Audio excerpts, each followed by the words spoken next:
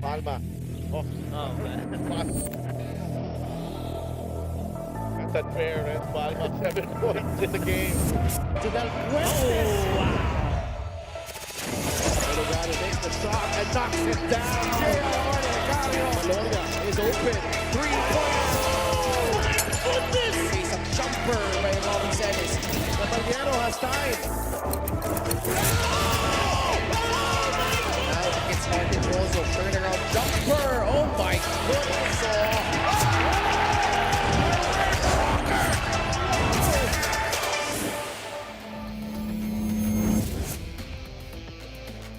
Just before the much-awaited return of our beloved MPBL founder, Senator Manny Pacquiao in the boxing ring, nandito po tayo ngayon sa San Andres Sports Complex in the city of Manila for another triple header this Thursday. At ito si Kenneth Malazarte, tampok para dito sa Bacolod Tubo Slashers looking to snap their 11-game losing skid. And he will go up against the former MVP who had a hot hand in their last win. Ito si Gab Banal, as he tries to lead the Quezon Huskers to their 6th straight win dito sa ating liga. Bacolod versus Quezon ang ating first game, followed by the duel between the Cebu Greats against the Iligan Isabela 5-star Cowboys. And in our main game, the Manila Batang Quiapo will host the San Juan Knights. Magandang hapon mga kaliga. Ken Pangalinan alongside Coach Mike Perez. Coach Mike, gaya ng binanggit ko kay Coach Christian nung Monday, mga around 65 to 70% done na tayo in the season. What are your expectations moving forward here? Well, I expect teams roughly, lalo na yung humahabol dun sa top 10 to really be battling it out. I mean, the top teams have been parang pretty much secured na, no? Halos sa taas, nagkakalabangan na lang kung sino ang makaka-advance talaga sa top 4, sino bababa sa 10 seeds. But I expect the bottom teams to really be battling it out, especially the want to be at the top 10. At napapanood niyo po ang Liga ng Bawat Pilipino live on the official Facebook page and YouTube channel of the MPBL, and also on Solar Sports every Mondays, Thursdays, and Saturdays. Ngayon, let's bring in our third member of our panel. Walang iba kundi si Miss Quezon na nagbabalik. Walang iba kundi si Miss Andrea Envicio. And Andrea, kumusta? And what do you have for us? Una sa lahat, magandang hapon. Happy to be working with you for the first time. Ken, and of course, it's really nice to see you again, Coach Mike. Actually, it's been a while since I last saw my home team, the Quezon Huskers. Finals pa noong 2024. Kaya naman for me, there are so many new faces. But actually, I've been told na hindi daw nila ginalaw ang kanilang roster during that window trade period. Despite having a few losses, bakit nga ba they chose to stick to what they have right now? What are the thoughts of the coaches, especially Kapitan Gab Banal? Some inside stories, of course, of our fan favorites. More of these later on. But for now, balik muna sa inyo. Maraming salamat, Andrea. At kahit pa walang masyadong galawan, Coach Mike, no, itong Quezon, they're one of the hottest teams in the South with 5 straight victories. Pero balikan muna natin, Coach Mike, yung mga aganapan yesterday. We were at the Pasay Astrodome. A pair of blowouts. Jensen winning over Marikina. Zamboanga panalo kontra Parañaque. But here, Pasay able to hold off itong Pasig City. Yeah, those wins by Jensen tsaka Zamboanga pretty much, keeps them secured at the number 3 and number 2 spot respectively in their divisions. Samantalang itong Pasay naman, yung panalo nila helped them to stay at number 6 and more importantly, to be within reach of that top 4 slot. At titingnan natin ngayon yung ating team standings because very important, especially yung panalo ng Pasay, Coach Mike, because Ilagan will play today. They're just 3 games behind Pasay. Pangasinan is number 7. Natalo rin yung Caloocan surprisingly against Bulacan last Monday. Oo, totoo yan. And so, with that in mind, itong Caloocan, Pasay, and Pangasinan, pretty much on the chase for the number 4. Samantalang itong Ilagan naman, with a 3-game win streak, the hope is also to try and reach doon sa top 4. It's gonna be tough, pero they still got that chance. Samantalang ito ng mga Quezon City, yung teams 11 all the way to 13, medyo trying to really get to the number 10 spot. San Juan, meron pang legitimate shot of entering that number 1 spot. Sa South Division, gaya ng binabanggit ko, parang Facebook status ito, Coach Mike, it's complicated pa rin. Oo, grabe yung habulan dito. Yung teams number 3 all the way to number 8, Jensen down to Muntinlupa, pretty much trying to get into the top 4. Well, you all know the Cagers have been sliding, but still they're in this. Depending on how they perform their latter games. Samantalang ito namang 9s all the way to team number 12. are still pretty much within the reach of the top 10 slot. Pero itong isang kupunan na pag-uusapan natin, Coach Mike, naghahabol pa itong Bacolod. Although the chances are pretty much slim, but these two guys have certainly stepped up. Especially ito si Jeric Villanueva na bagong acquisition nila during the window. Mark Dumose, after a sputtering last few games, maganda yung pinakita dito despite this loss against Ilagan. Yeah, Mark Dumose, 18 minutes in that game. Roughly tough shooting from the field, only 16%. Pero in free throws, doon naman siya bumawi. Samantalang si Jeric Villanueva is really the most consistent field goal shooting guy and rebounding player para sa Bacolod in that game. And the numbers have really shown kung gaano kaganda yung naging performance nitong dalawang players na ito. And these young players will go up against one of the battle-tested veterans already, Coach Mike, the former MPBL MVP.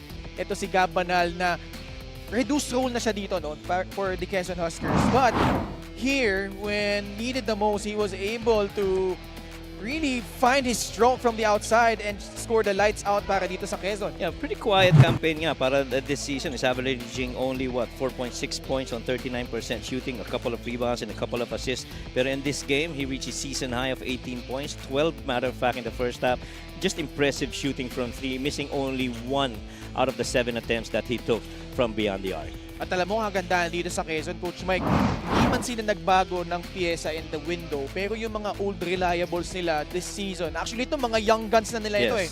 Vince Magbuhos, Eman Tagle, they have provided that added firepower, at least in their last game, at naging malaging susi yan no, in them getting that 5th straight victory. Yeah, and true to their form of the Quezon Huskers, they shot the ball real well from 3. 4 out of 4 for Vince and 2 out of 3 para dito kay Eman Tagle.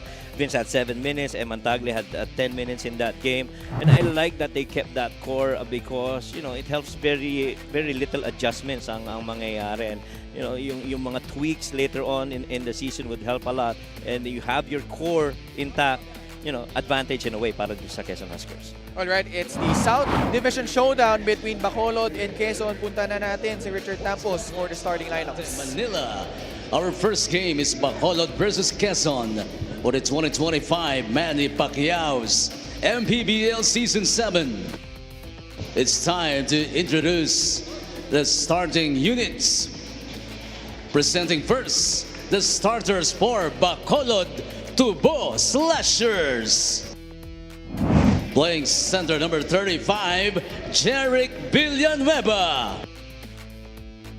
Shooting guard number 30, PJ Incha. At forward number 15, Dave Canoy. At guard number 6, Kenneth Malazarte. Small forward number 9, Mark Dubusay. The head coach is Pao Habilona. Assistant coaches Noy Baclao, Emric Sahota, and Breton Habilona. Assistant team manager Kevin Custodio. Now the starting 5 for Quezon Huskers. Two guard number 8, Christian Pagaran. Point guard number 13, LJ Gonzalez. Coming in at center number 22, Joseph Capaini. At forward number 93, Vince Magbuhos. The other forward number 77, Gab Banal. Their head coach is Eric Gonzalez. His assistants are Richie Tixon, Ed De La Torre, Luis Velasco, Jonathan De Guzman, Nash Racela, Bernard Teguilla, and Councilor Jeric Teng. Team manager, attorney Don Capunan. Team owners, Governor Starting Doc 5 brought to Helen you Don by 1xBet, title sponsor of the MPBL. Your choice, your victory. Feel more game with 1xBet. Bacolod begins with Kenneth Malazarte, PJ Intia, Jeric Villanueva, Aldave Canoy, and Mark Dubose. Quezon naman, LJ Gonzalez, Christian Pagaran, Joseph Gabayni, Gab Banal, and Vince Magbuhos. Our game officials for this ball game, Seth Pingol is our crew chief with Michael Kinay, Mark Rancundo, and our fourth referee is Garina Martin. At ito yung ating last game day bago po ng nalalapit na laban ni Senator Manny Pacquiao on Sunday here in the Philippines, pero Saturday night in Las Vegas. But ito, first tip going to the side of the guys in their black threads, itong Quezon Huskers. Christian Pagaran pulls up, immediately fouled by Jeric Villanueva. Laki ni Jeric Villanueva. Oo, laki ni Jeric Villanueva. Actually, we talked about him being very efficient from the field in the previous game. And his size has really allowed him to, situations like those where he can do a long closeout. Ganda rin ang movement ng, ng foot speed nito ni Jeric. As Pagaran makes his first free throw. Alam mo, binanggit ni Andrea kanina na itong Quezon, hindi nga din talaga gumalaw during the window. But we also mentioned kung gaano kagulo sa South Division. Well, I mentioned these two facts because despite all of those, yung Quezon sa yung Batangas City, Coach Mike, yung dalawang kupunan na hindi gumalaw nung trade window, sila yung hottest teams in the league right now in the South. Parehong 5-game winning streaks. Yeah. Well, in a way, you kind of expect na there are certain advantages keeping your core. Pero meron rin kasi mga teams right now that have had a really good talent and players into their roster that has really turned around, so far in the games that they played after the window. And one good example with the two teams that we're gonna see later on, which is Ilagan and Cebu. Both those teams I felt brought in talent that really shored up certain deficiencies when it comes to certain stat lines and helping them out so far in the recent games that they played. Ganda ng laban na yan mamaya. Cebu, laban sa Ilagan, Isabela. Shot clock winding down para dito sa Quezon Huskers. LJ Gonzalez attacks but can't finish. Malazarte quickly on the other side. Pulls up. Well-challenged shot. Wow. And a rebound by Joseph Gabayni. See that leaping ability earlier. Banal. Not forcing it. Balik kay LJ Gonzalez. Dapat kay Mark Duboze. Gonzalez using that screen by Magbuhos. Pagaran. Pasa palabas kay Vince Magbuhos. Left it short. Duboze tracks it down for Bacolod. Hindi makakuha ng takbuhan itong Bacolod right now. They are pretty much a fast-breaking team, and every time you give them that chance, kukunin nila yan, which is exactly how Quezon also is built. Gabayni a bit off balance. Not have the angle on that shot. Malazarte laban kay Gab Banal. Malazarte steps back. Thought he got fouled. Quezon with a stop. But a poor pass from Gab Banal leads to a turnover. Malazarte susugod. Oh, gets it in plus a foul over LJ Gonzalez. And Malazarte continues to be very aggressive offensive. I mean, the way that he started in the previous two games where he scored 12 points apiece. Nagpapatuloy dito so far early in this game against the Quezon. Kenneth Malazarte, just his third game here for Bacolod. Can't hit the free throw though.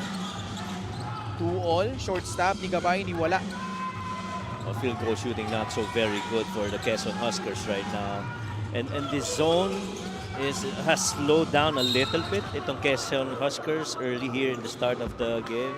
We all know that Quezon loves to play a lot of, space and pace, but the zone has really not allowed that for Quezon. Fast break of the game is brought to you by Extreme X Pop, personal karaoke speaker, everyday karaoke. Yeah, you like that he attacked that space amidst the defense of LJ Gonzalez, and right enough body strength to finish through contact. Napakaganda ng tapos na yun ni Kenneth. Villanueva tried to dump it to Aldiv Canoy. Too much steam on that pass. Oh, yeah. And I also felt he didn't have the right angle to make that pass. Bukod doon sa lakas ng pasa. And so Quezon now brings in Diego Dario on the floor. Different look para sa kanila. Bilis agad ng palitan, ha? Because LJ actually committed his second foul earlier. Yes. And forced the hand of Coach Eric to take him off the floor and bring in itong si Diego Dario. It really shows you the depth of yung guard rotation din. Itong Quezon. Let's not forget, you still have Topeng Lagrama in that point guard rotation para dito sa Huskers. In fact, not one guy from the Quezon Huskers is averaging more than 20 minutes. Yes. Di ba? Napaka-stretch out nito rotation ni Coach Eric Gonzalez eh. One of the reasons also is because they play with a lot of pace, and so you're gonna need fresh legs every time, and good conditioning inside the floor. You want guys to be fresh as you try and push the pace every time, and having this deep rotation could actually help you out, especially in a very long season like the MPBL. The different guys getting different opportunities to show off what they can offer and help out the team. Because if you remember, yung playoff run nila, no? That grueling series against Batangas City, which Yes. went the full distance and ultimately fell short against the eventual champions, the Pampanga Giant Lanterns. Cabanal continues his sizzling shooting from the outside, knocks down a triple. I've always loved that dribble at the wing action, which eventually ends up on a little flare and pinned down for the wing guy. That time around happens to be Gabanal, and so far Gabanal, if you include his previous game, isa pa rin lang ang minimintas niya. So far, 7 out of 8, including the previous game. Three-point shot brought to you by Extreme, your one-stop shop appliances. 5th in 3-point attempts and 4th in 3-point makes. 30 attempts, getting roughly about 10 makes. I see a 3 made there by Canoy for Bacolod. That pretty much is the identity of the Quezon Huskers, taking a lot of threes and playing a lot of defense. In fact, 45.1% of their field goal attempts come from threes. Just like that, another three-pointer galing dito kay Gabanal. May kasama pang foul yan. And true enough, MVP for Gabanal, and he's doing it on both ends. This time around, little step back 3 after that point action underneath with Gabayni being the hub to figure out where that ball was going to go, and he saw that free spot for Gabanal, gave it up. Meanwhile, mayroong report si Andrea on Quezon. Quite a bit of a hot take, but both coaches Eric Gonzalez and Richie Ticzon says kung chemistry lang ang pag-uusapan, we are still in the process of achieving what we had last year. Kaya naman daw mas napili nila to retain with a set of pieces that they have right now. Naniniwala kasi silang dito lalong lalalim ang Quezon. For Cap Banal, he said it's a challenge, of course, but they believe focusing on completely incorporating these 8 guys in is more important than looking for more options. As cliche as it might sound, the grass isn't greener on the other side. It's always greener where you water it. Do you agree with that, Ken and Coach Mike? Well, we're about to find out pagdating ng playoffs, no, if that strategy will work to their favor para dito sa Quezon. But meron tayong review 6 minutes and 3 seconds remaining. Quezon is in front by 4, 9-5. Sa last foul yata yun. Yes, on that attempt by Barrera, and that was a landing spot called on Gabayni, and that's the one that Coach Eric is challenging. I think your point when you mentioned earlier about keeping the core of your team for the Quezon Huskers, I do agree with you. We'll have to find out if this is a ploy that works well para sa Quezon Huskers when you head into the playoffs, because then other talents that have been pulled in by the other teams you'd have to contend with, and so makikita natin kung how much more of the Huskers can actually hold on in that case.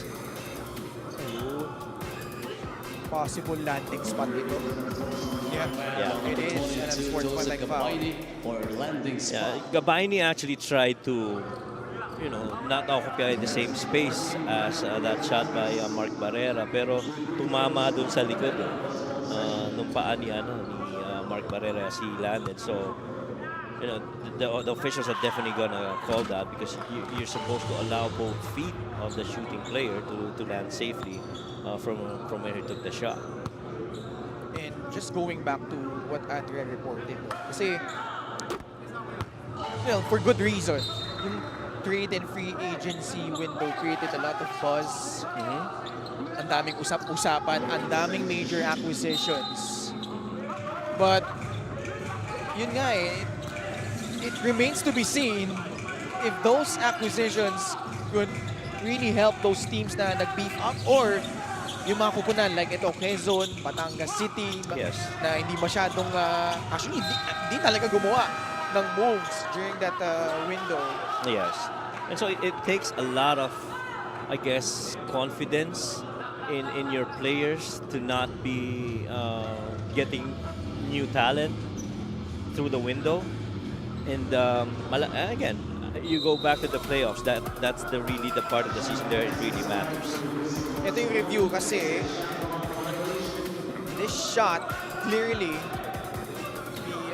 after the buzzer Yes. sounded, Yes. so shot clock violation laban dito sa Bacolod.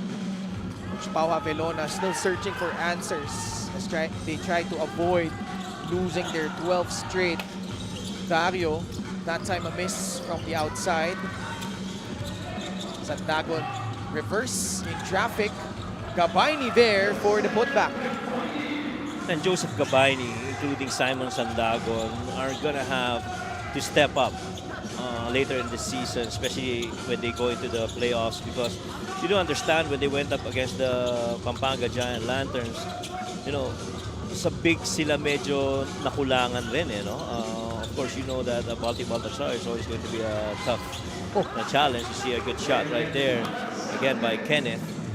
And so these guys, these bigs of the Huskers, would really have to show up big in those games. Very evident dito sa Bacolod. They're really featuring ito si Kenneth Malazarte, having the ball in his hands for the majority of the time in their possessions. Pero si Simon Sandagon sumalaksak at nakabigwit ng foul. And by the way, it looks it's really they're playing off Malazarte. They trust his looks, they trust his decision making. Meantime, we just saw Diego Dario with a perfect pocket pass on the elbow with Simon Sandagon. And Simon Sandagon, really, for the most part, when he gets that ball around that area, he's just 1 or 2 steps away from finishing through the cup. And, it's tough to call for him in that situation. Itong free throw na ito ay atid sa atin ng Extreme Appliances, ang subok at kompletong appliance brand ng Pilipinas. Past the halfway point of the first period, Quezon lamang ng 3. 12-9. Malazarte almost lost it. Gives it to Villanueva. No bad pass. Intercepted by Abundo. The dump to Sandagon, but couldn't convert. Sobre Vega. Against Diego Dario, turnaround jumper, a little bit out of control, and ball ends up with Joseph Gabayni. Abundo will fire. Ooh, wow. Pumasok, lumabas, at pumasok ulit para kay Alvin Abundo.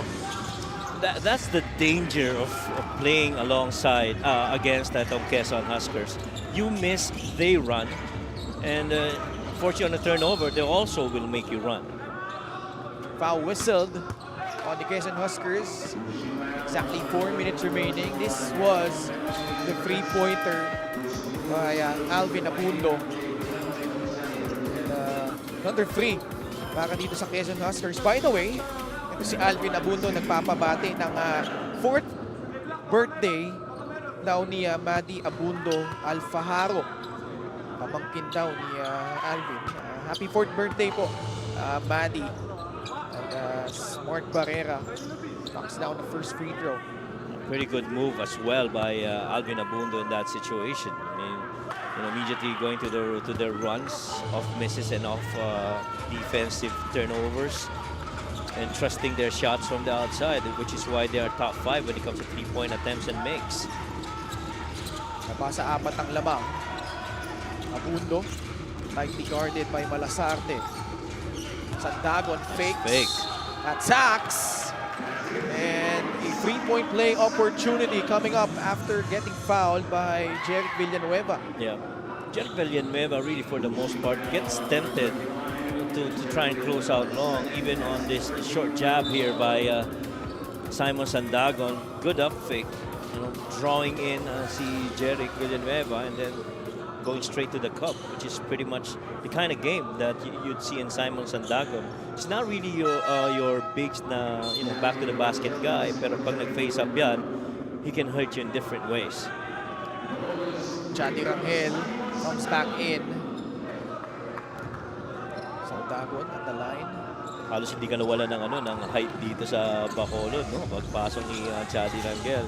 Maybe a little bit of the athleticism part you lose with Jerry going down, but definitely height-wise, you're getting a lot and experience from Chad. Yun nga isang gusto kong banggitin sa'yo, Coach Mike, as Barrera misfires from the outside. Yung Bacolod made some subtle moves as Vince Magbuhos over Chadi Rangel scores. And Quezon extending their lead to 8 points, 19-11. Well, Vince Magbuhos, one of the more consistent, perimeter shooting guys para dito sa Huskers. Oh, Diego Dario with a left-hand finish. Couldn't knock it down, though. Foul given up by Janso Prevega. So Diego Dario sa free throw line. This was the fast break from Quezon. Yeah, good finish right there by Vince Magbuhos. Not minding the defense right in front of him, and they always will try to get those paint touches whenever available, especially on a fast break.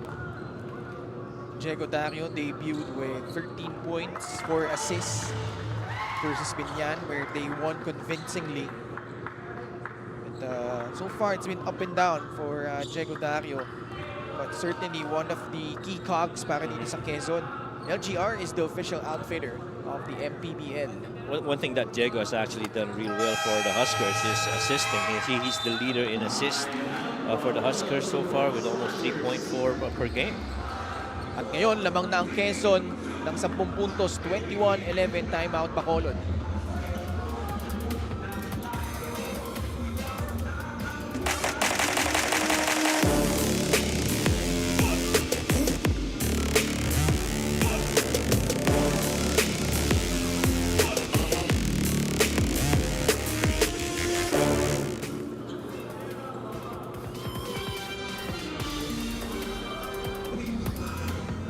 Special deal from 1xBet. Scan the QR code and claim your special offer. And just like that, double digits na ang kalamangan ng Quezon after unleashing a 6-0 run.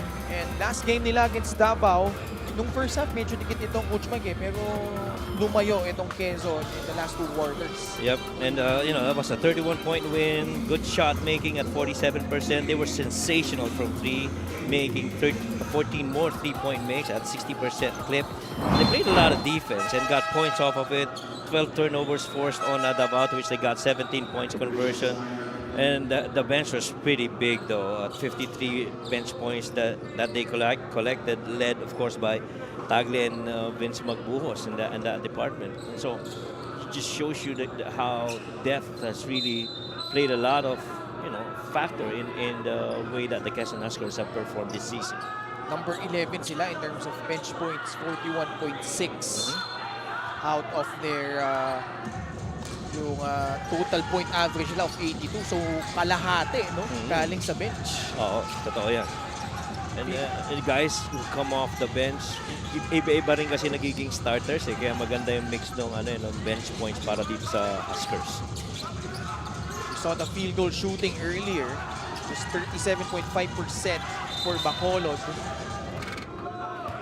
And foul whistled on the Huskers. Both teams are over the limit. I thought Alvin Abondo did a good job of staying right in front of Pastias, but still got called for that foul. There's nothing in the middle that the Quezon Huskers are allowed right now. You're not going to that right side of the floor. They're gonna make you very uncomfortable. Even if you go inside, there always is going to be a guy on that spot, drop coveraging or covering that gap, not allowing you easy access down the middle. So the former UAP champion, Noy Baclao, may foul na naman laban sa Quezon as they fail to track down that defensive rebound. Si Wawa Yero yung napituhan dito. Medyo miss ko pagdating sa pag-cover ng rebounds that time for Quezon Huskers, which is very unlikely because pagdating sa rebounds, isa ito sa mga top 10 in the season so far itong Quezon Huskers. Matter of fact, they're number 8 at almost 47 per game. We see Ajay in street clothes. 2 for 2 at the line for Chadi Rangel. Yes, galing kay Abundo. Another one. And they will keep swinging that ball wherever that shot is available. First, they look for threes before they even consider any long twos or paint points. And that time around, Alvin Abundo really just recognizing that I'm the swing guy. I'm gonna have to take it and make it. 10 ulit ang lamang. Tira galing sa labas. Wala yan. Galing sa Bacolod. And they're gonna run again here. Dario. Pass to Abundo. Thought about it. Back to Diego man. Dario. Free for a free. Wawayero. Can't hit it. And Chadi tracks down the rebound. That was a missed three, pero you see the ball movement. No? Every time that ball gets swung and reversed, there's always that good opportunity and a potential to make threes. Right now they're running at this again, and Simon finishes. Exquisite pass right there.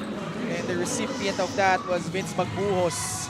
Just continually running the middle of the floor for Vince Magbuhos. Aquino gives it to Mark Barrera, pulls the trigger, and buries that three-pointer. Good shot by Mark. And that's one of the things I felt he was trying to show off when he was in the Cagers.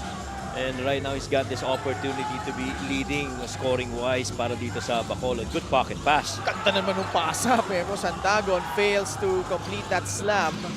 3-point shooting. Both teams actually shooting really well, pero mas marami lang itong Quezon. 4 out of 7, 2 out of 6 lang ang Bacolod. Aquino back to Barrera. Again for free, that time short. Well, Hierro really staying in front of Mark that time. Under a minute left here in the first quarter. Quezon holds a 9-point lead. There you go. Magbuhos, libre There para you sa go. tres. There you go. You could immediately see it. He was not gonna have that screen hit that defender. He was gonna allow him to, go 2 on the ball, and then he slips. Pretty much Vince Magbuhos with that 3. Dalawang ulit sila dito. 12 points.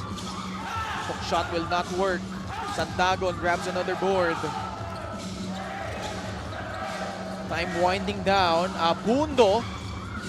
That time no good. Mastias still enough time.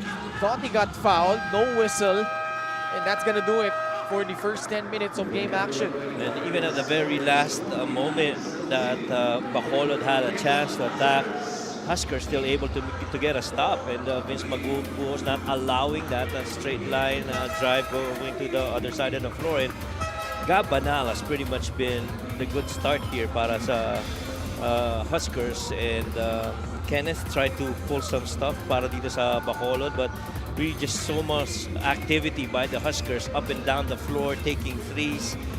5 threes made out of 8 attempts, and so far it's all been Quezon Huskers. They're up 12.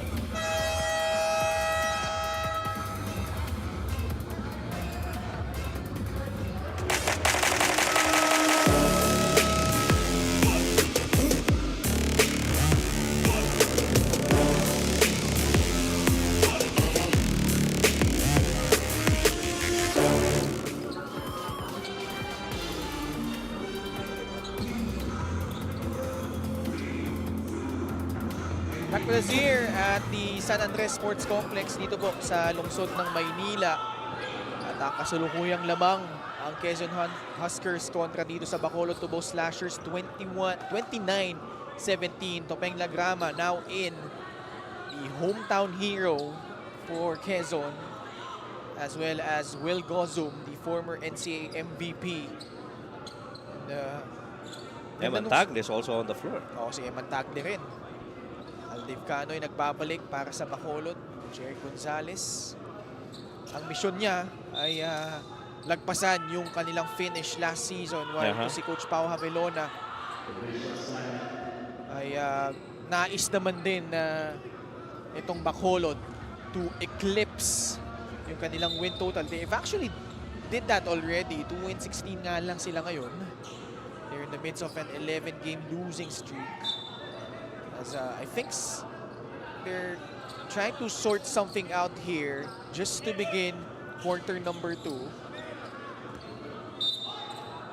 And when you look at the, this unit right now on the floor para dito sa Huskers, dito mo na makikita yung lalim ng rotation ng Huskers. These guys can actually start for any team, let alone even si Eman Taglio has been really good for the Huskers, especially scoring from 3. Field goal shooting heavily in favor of Quezon. Shot 42% in the first quarter, 30% lang from Bacolod to Bo Slashers. And Will Gossam on a quick foul right there of that push against Jeric Villanueva. And that's one guy that definitely they're gonna need to have more floor time. Itong si Will Gossam. He's trying to ease in the game, and every game that he plays, he just keeps getting better for the Huskers. Mark Barrera, Aldave Canoy, Jeric Villanueva, Mark Duboze, and Aquino, the unit for Coach Pau Habelona. As they have 8 seconds to work with. Duboze. That's tough. Ganda nung matchup na yan. Duboze laban kay Lagrama. Yeah. But the thing is, on that drive, Will Gossam. What a stride underneath. Long one at that before going for that under goal stab. Ganda. First 2 points for Will Gossam. This is the biggest lead right now for Quezon at 14 points. Wow, look at that hard show by the Huskers.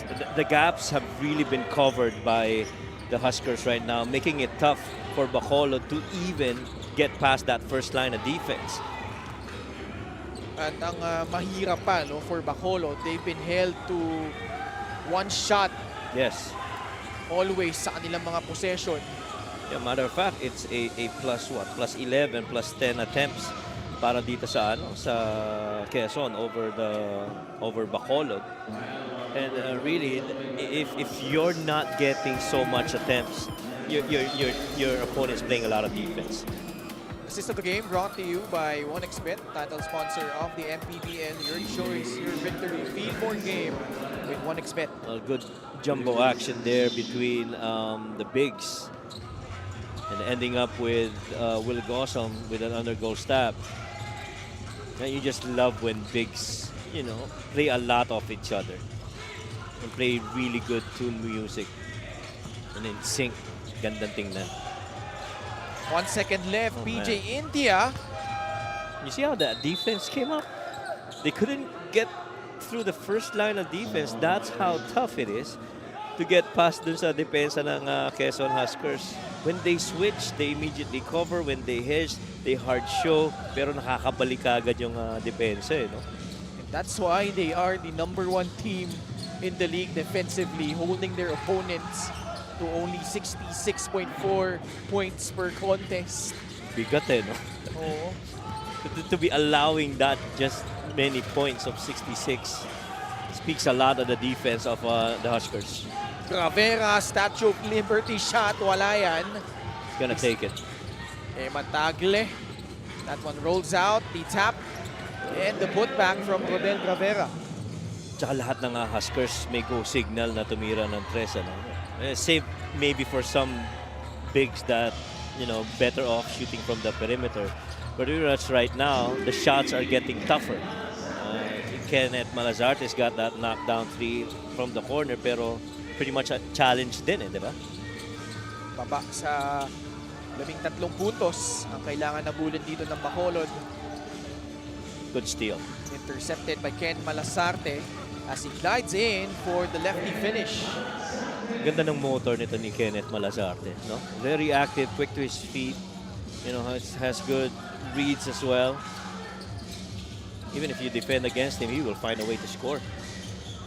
Just playing in his 3rd game in a Bacolod to Bo Slasher uniform. Another miss from the outside by Eman Tagle. Tatakbo dito ang Bacolod. Duboze, sidestep. Oh, he gets it in, plus a foul. Ganda nung downhill action ni Mark.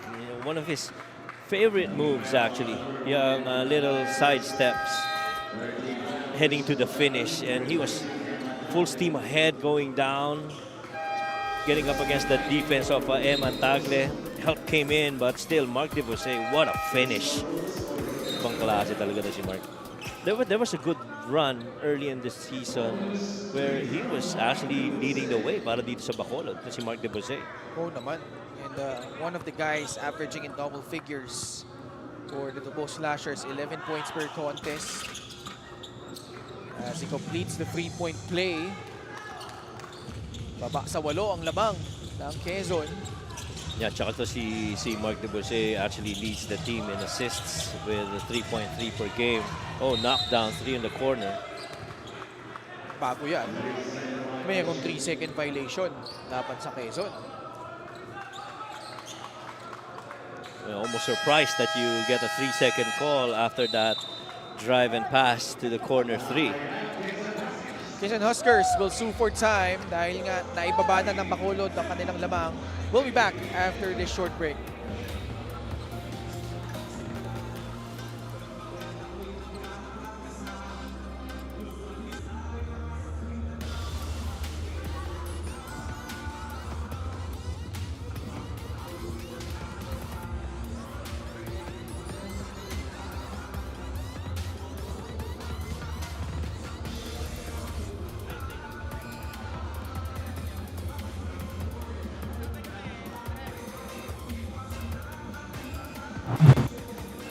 Yung Bacolod nabigo naman laban dito sa Ilagan Isabela 5-star Cowboys by a score of 99-73. You see the glaring discrepancy in field goal shooting and three-pointers made. And for more on Bacolod, let's go to Andrea. As a young coach on his first stint in the professional scene, of course, Coach Pau Havilona gives time to seek guidance from the coaches close to him. And of course, he looks up to. Ilan na dyan ang kanyang mga coach noon na sina Coach Jeff Napa, Coach Boise Samar. But if there is one that he wants to somehow replicate the coaching style, it would be Coach Jimmy Alapag. Kwento niya, Coach Jimmy was someone who believes in believing with how the players choose to express themselves.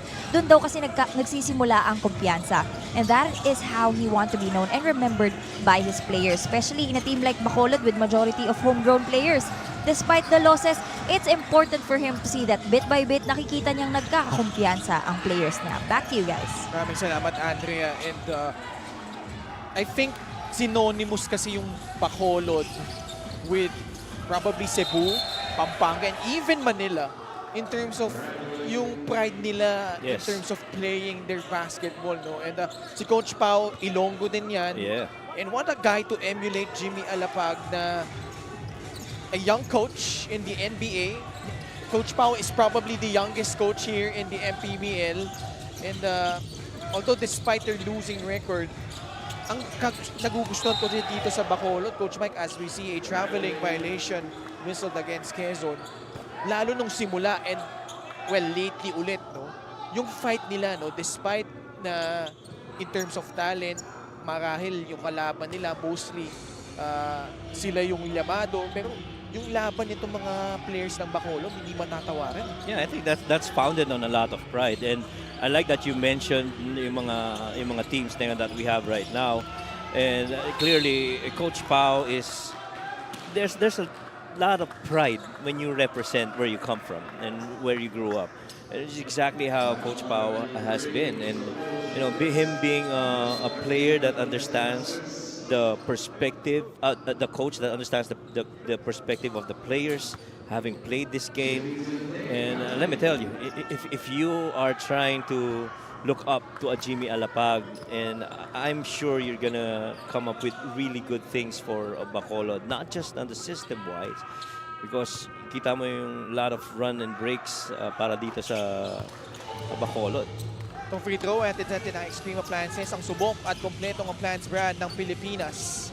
And the way that they play is also very synonymous to the kind of basketball that Coach Jimmy Alapag plays. And an important thing here for Bacolod to remember is that I'd like to think that these guys are going to be in here for the long haul. I mean, they're going to come back in the next seasons representing this team again. As you see this possession lost here by the Huskers, and that foul called on Pagaran. Bacolod is in the midst of a 9-0 run They were trailing by 16 earlier, 33-17. Ngayon, 7 na lang ang kailangan nilang habulin dito. Alvin Abundo nagbabalik para sa Quezon.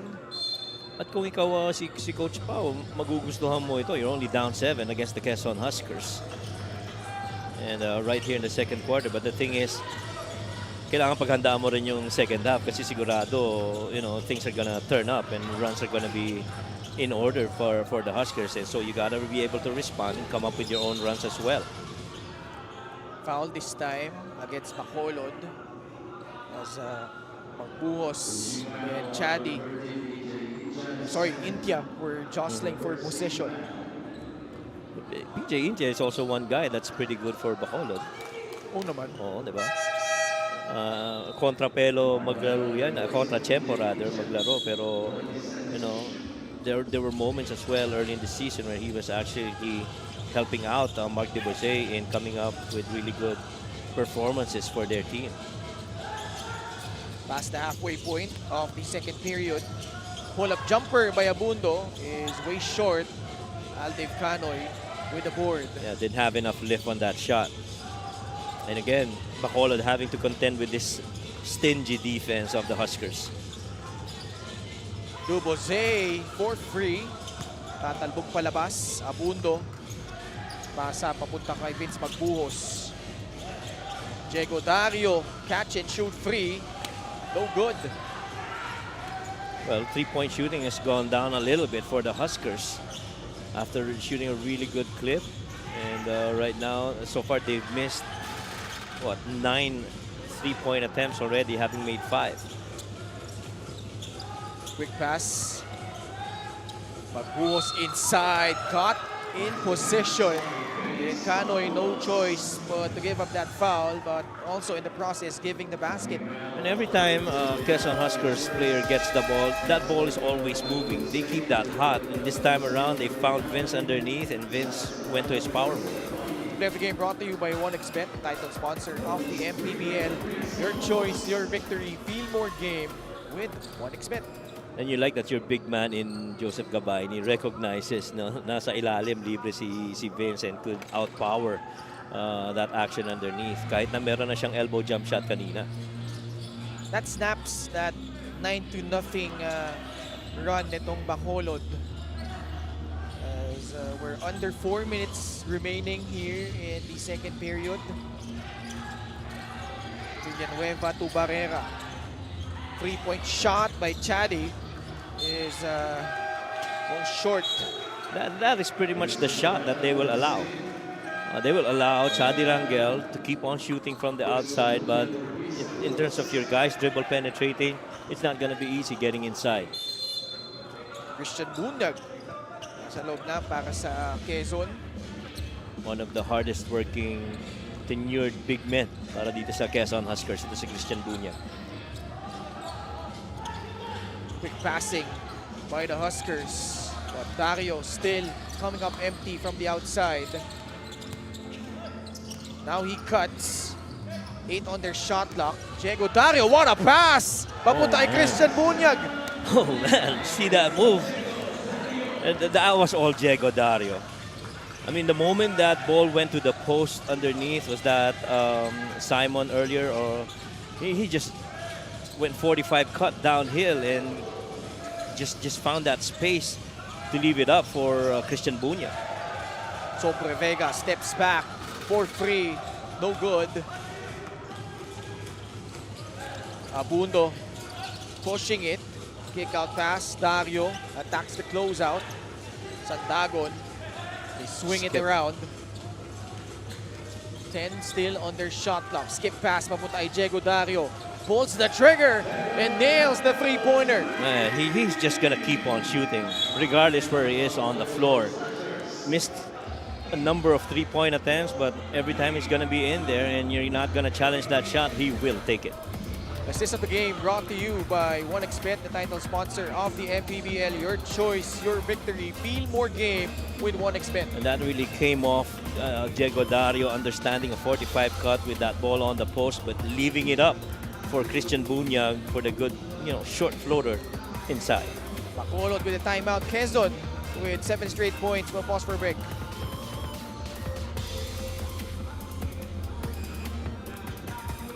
Pac is back. 8-division champ Manny Pacquiao makes his triumphant return. In his way stands WBC champion Mario Barrios. Plus Fundora versus Zoo 2 in an epic rematch. What a gutsy battle! And Pitbull runs it back against Angel Fierro. Can you say fight of the year?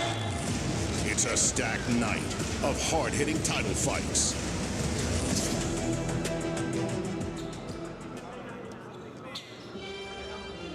Pac is back this July 20. Manny Pacquiao steps back into the ring to challenge Mario El Azteca Barrios for the WBC Welterweight Championship. You could watch the fight live via Blast TV pay-per-view this coming July 20, Sunday at 8 a.m. Just download the Blast TV app, available on Google Play and the App Store. Nag-download ka na ba? Ako nakapag-download na ako. Ah, talaga ba? Oo. Blast TV app. I got that already. The 46-year-old Oh, yeah. Manny Pacquiao again will try to defy the odds. 8th division world champion, 12 world titles, trying to add number 13 sa kanyang koleksyon. Oh, yes. And that's going to be a pretty good addition to that collection too, Ken. Samantala, ang Quezon nakabawi dito dahil bumaba na yung lamang, down to 7 points. It was 33-26 earlier. Quezon with 7 unanswered points. And now Kenneth Malazarte will go back to the line. He is a standout, Coach Mike, from Colegio de San Agustin in the Visayas region. Miles Cañal, di pa pinapasok dito ni Coach Pau Avelon na curiously. Dito si Kenneth Malazarte, originally was from Butuan City in Agusan del Norte dahil yung dati niya taga doon. But since then, palipat-lipat siya eh. He bounced around, pumunta siya sa Visayas, and then he actually had a stint in Cesafi where he was playing for USJR. I think he played there for just 1 season. But the pandemic happened, so he had to come back, relocated sa San Carlos, and then finish out his stint sa Negros. As we see that 3-point shot knocked down by Christian Pagaran para naman dito sa Quezon. And you just love, basketball stories from these players. Masalo na ramdam mo yung resilience nila, yung talagang, hindi, gusto ko talaga to, ito yung gusto kong gawin eh. So patuloy ka pa rin and trying to chase that dream. Rangel, the door shut down on him by Christian Bunyag. Parehong 6-7. Magkabanggaan doon. Meanwhile, Christian Pagaran with the 7th three-pointer for the Quezon Huskers. Si Pagaran, isa na yun sa mga gandang bumitaw sa kanila para sa labas dito sa Huskers. And in the previous games, he's really shored up his scoring. Matter of fact, he's a 35% three-point shooter. And you're not surprised na tumitira yan galing sa labas. Traveling violation right there. Turnover against the Quezon Huskers. Only their 7th. Actually, Bacolod is doing a much better job here in the second period of taking care of the basketball. They had 7 in the first. Isa lang dito in the second quarter. That is right. 43-30. Pinagpaglang ni Jan Sobrevega si Popeng Lagrama at may foul na pinito laban kay Jeric Villanueva. Pero dun mo makikita yung reach and itong athleticism rin ni Jeric Villanueva. Athletic na yan si Simon Sandagon, pero nakakapalag pa rin siya even on the rebounds, and nakikita mo yung height advantage being done by Jeric Villanueva. Kaya lang medyo may tulag kaya natawagan ng foul. By the way, we saw already si JC Adje in street clothes for Bacolod. For Quezon naman, no JP Sarao. And si Jason Opiso wala pa din Medyo matagal-tagal na rin hindi naglalaro si Jason Opiso. And I think even Judel Fuentes is not. Oo, si Yeah, si Judel is also not there. Jodel Fuentes, also not in uniform. Foul on the Huskers. They are in penalty. And LJE Gonzalez has gotten very limited minutes, having played only for about 2 minutes so far.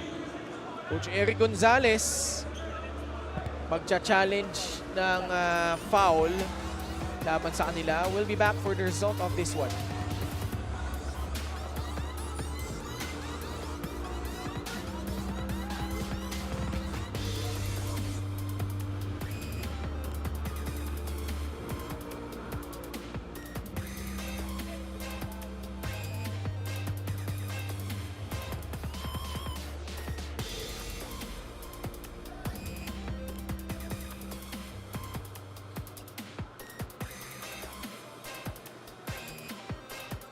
The Quezon Huskers challenge was unsuccessful.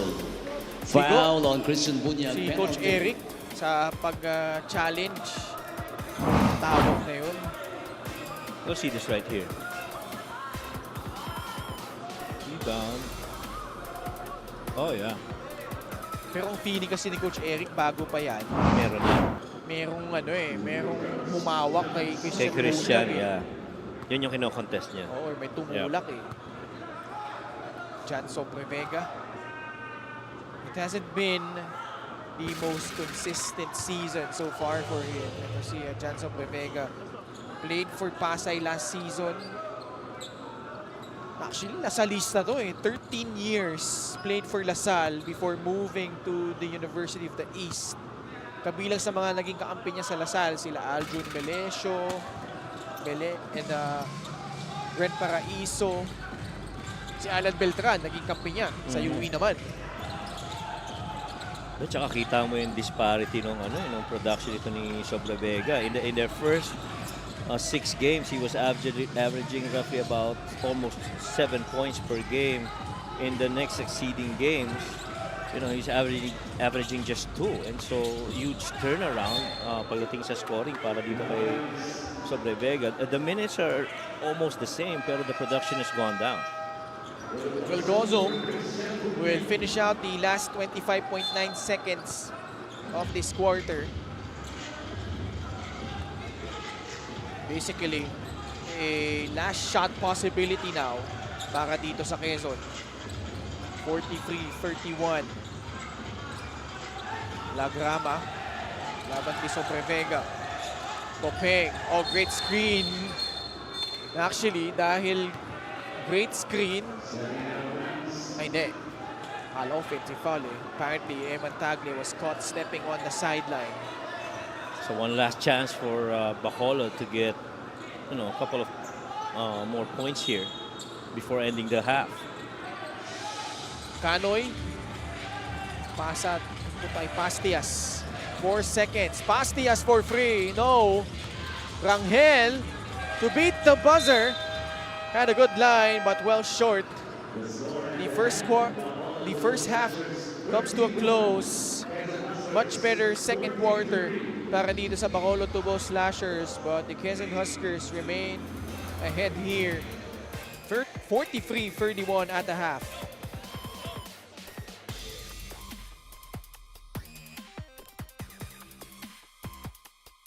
Pac is back. 8 division champ Manny Pacquiao makes his triumphant return. In his way stands WBC champion Mario Barrios. Plus Fundora versus Zoo 2 in an epic rematch. What a gutsy battle! And Pitbull runs it back against Angel Fierro. Can you say fight of the year? It's a stacked night of hard-hitting title fights.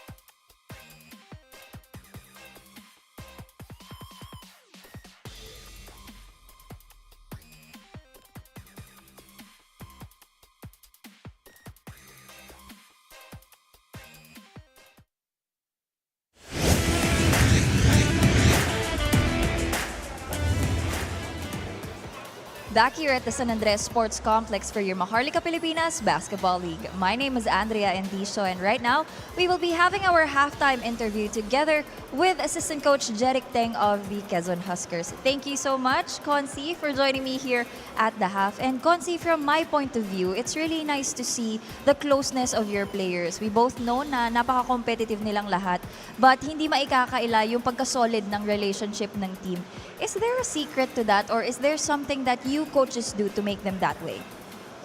There's no secret naman. Siguro, yun lang yung nagsimula kami from the owners, then from the management, to the coaches, to the players. Since first year na sumali kami ang Quezon Huskers sa MPBL, we've set a culture na it's all about family, it's all about playing for a bigger purpose. So lahat ng players namin understand that. Kaya kitang-kita sa games namin na very close yung mga players. It's really nice to know that Quezon is a family. And Coach, meron po ba kayong mga gustong batiin at pasalamatan? Now is your chance. Go ahead. We would like to greet lahat ng mga Quezonians na nanonood at sumusuporta sa team namin. Sana tuloy-tuloy lang kami suportahan. Siyempre po, pagbati po sa mga owners namin, kay Governor Dr. Helen Tan, Boss R.D. Ronel Tan, Congressman Attorney Mike Tan, Bokal Doc Kim Tan, kay Dr. Camille, kay Kobe Malik, Calix, siyempre po kay Mayor Ralph Lim, Attorney Don Kapunan. Siyempre, binabati ko na rin po lahat ng mga kababayan ko dyan sa Gumaca, Quezon. Happy Fiesta po sa Barangay Villanava at Barangay San Diego Poblacion. Sana po tuloy-tuloy ang pag-support tayo sa Quezon Huskers team natin. Thank you so much, Coach. And that's it for our halftime interview. Mga kaliga, wag po kayong aalis. Magbabalik pa rin po ang MPBL. Pac is back. 8 Division champ Manny Pacquiao makes his triumphant return. In his way stands WBC champion Mario Barrios. Plus Fundora versus Zoo 2 in an epic rematch. What a gutsy battle! And Pitbull runs it back against Angel Fierro. Can you say fight of the year? It's a stacked night of hard-hitting title fights.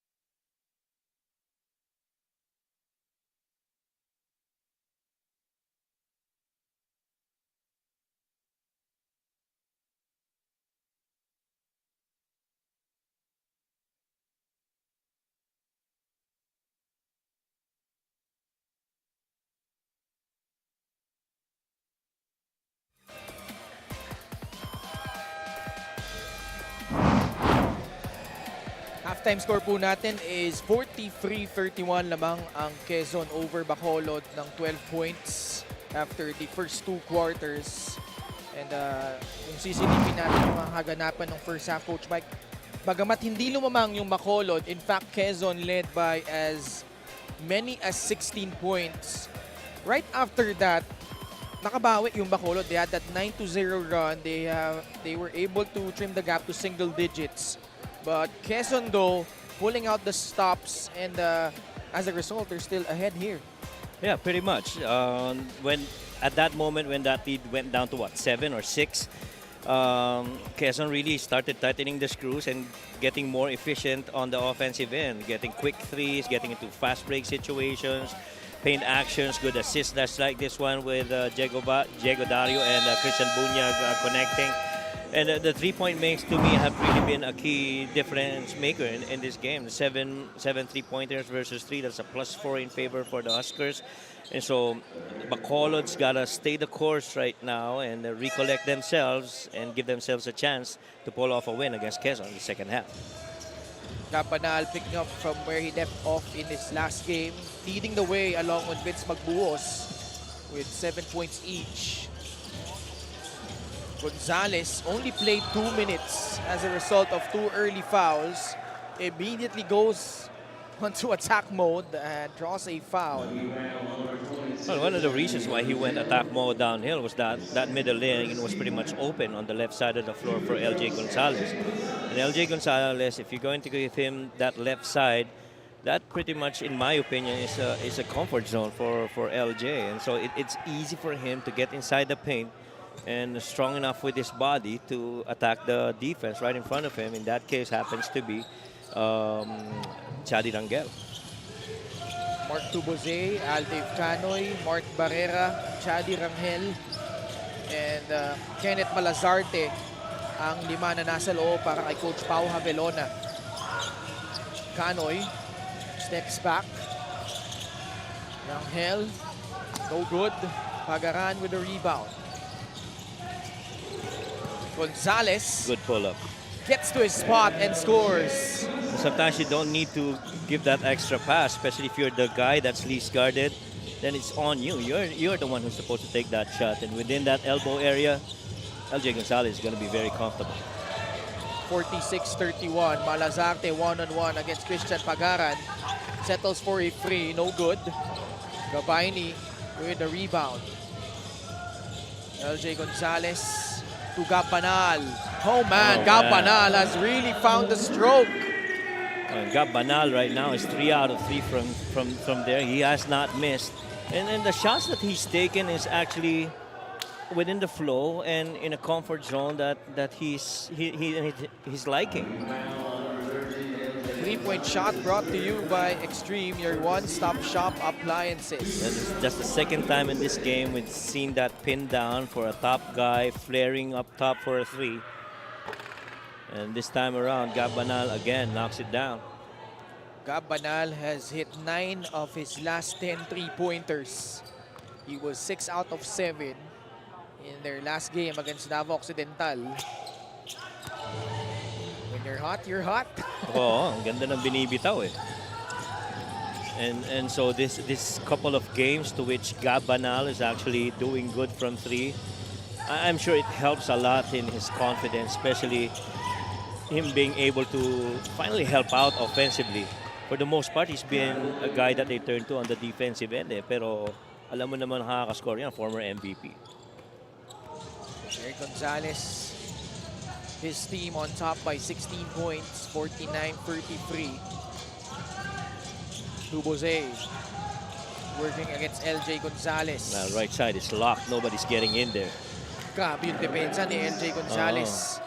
I'd like to think was that Canoy earlier down on the low block could have, faded out to the corner and opened up that post area for that drive by Mark. Gonzalez, kick out pass. Vince Magbuos fires and puts in that 3-pointer. Ang tanong lang naman dito, kanina early in the first quarter, gumagana yung zone na yan. Medyo mabagal yung start para sa Huskers. But now, that the threes are falling, how much longer will you be playing that zone if you're Bacolod? Lumobo na sa 19 na puntos ang lamang ng Good Quezon. backdoor. Malazarte with the teardrop. Good read by Malazarte. He got overplayed. Everybody was getting overplayed one pass away. You got to find a way to go backdoor, and got to that spot, got that ball, and took that shot. Good move by Malazarte. Lone guy in double figures with 13 markers. Pagaran, no.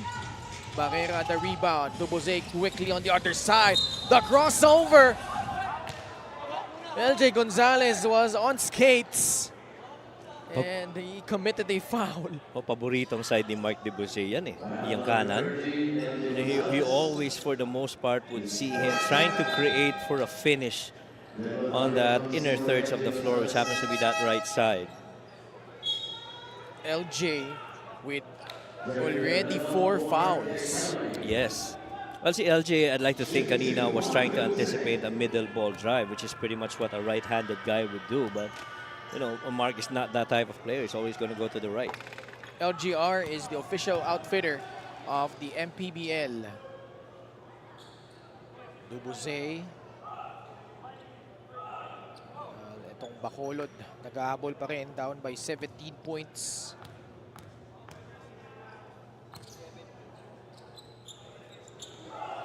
Duboze, mintes ang kanyang mga free throws.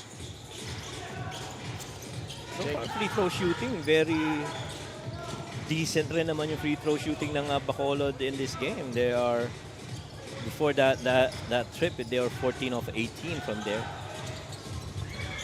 Buhos way off the mark. Ball will go back to Bacolod. Yeah, now that shot was way off, pero what you don't like if you're Bacolod is that shot was again an unchallenged 3-point attempt.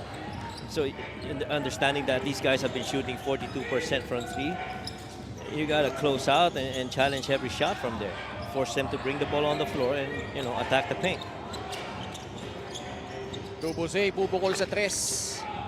Tatalbog palabas. Nakuha ni Gabayni yung rebound. Diego Dario papunta kay Pagaran. Oh, wow. The cut inside. Gabayni got blocked. Magbungos recovers. He's gonna take it. Free for a free. Can't connect. Malazarte in transition. Drives right. And Dario gives up that foul.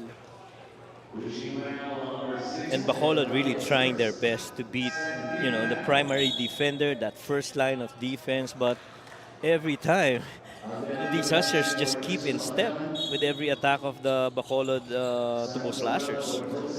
Si Malazarte kaliwete pero comfortable Sa kanan, no? Putting it on the deck using his right hand. That's no? right. And yung mga ganong klase ng kaliwete ang medyo, alam mong, mahirap bantayan. Because yung kaliwa pa nga lang, drumibol, galing sa right side ng floor, papuntang middle, mabigat na eh. Paano pa yung fumifinish pa siya sa right side? And so, either way, he can actually, you know, attack you defensively. However, they have missed their last 4 free throws. Kaya hindi sila makalapit dito. Labang pa rin ang Quezon, 52-35. The lift, the drive, Santagon, easy pickings in the paint. That's where he operates best. Inside the paint, without a dribble, of a finish, using footwork. That time, pretty much vertical 2-foot shot para dito kay Simon. Malazarte. Oh, the Oh, spin. wow. But the pass, way off target. Turnover against Bacolod.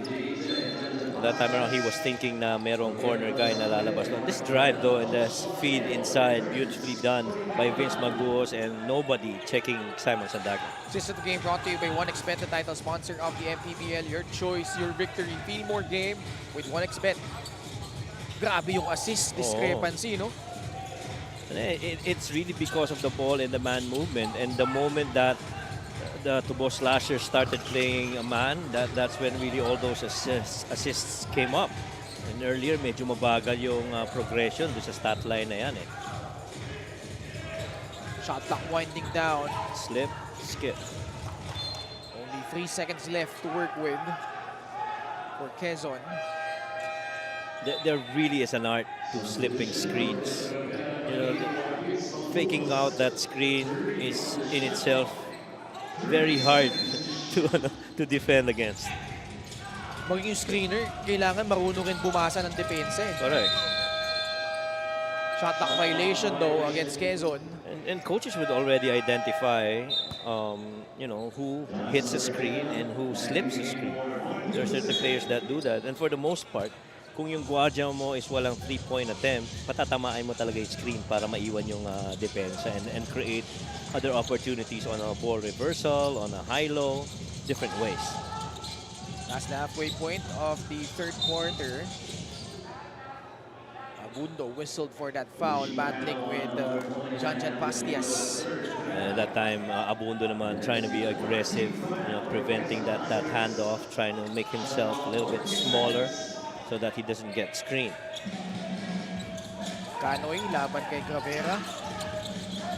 Alvin Canoy has really struggled since that strong start to the season. This is a guy, 6'1", very versatile, has the tools to be a great wing or also can play the 4. The way that I observed Canoy play, and I too was very impressed start of the season. A lot of guys from Bacolod, I'm pretty impressed. Is for the most part, he's really a guy that scores with that ball on the move, with him moving around and not him holding that ball and trying to create off of it. I don't recall so much of defenders right in front of Canoy that he was able to beat. But he is trying his very best to play this brand of basketball for the Tubo Slashers. But there's one thing na hindi mo maaalis dito sa Tubo Slashers. It's the effort. These guys will always be in there trying to compete kung sino man ang kalaban nila. Bacolod is 16 out of 25 from the free throw line. And you might be surprised at this stat. They're actually number 1 in terms of free throw attempts, 26.7. At 64% sila ngayon. As ito si Gravera, the putback attempt wala. Sa loob, Sandagon towering over his defenders. And he will draw a foul and troop to the line.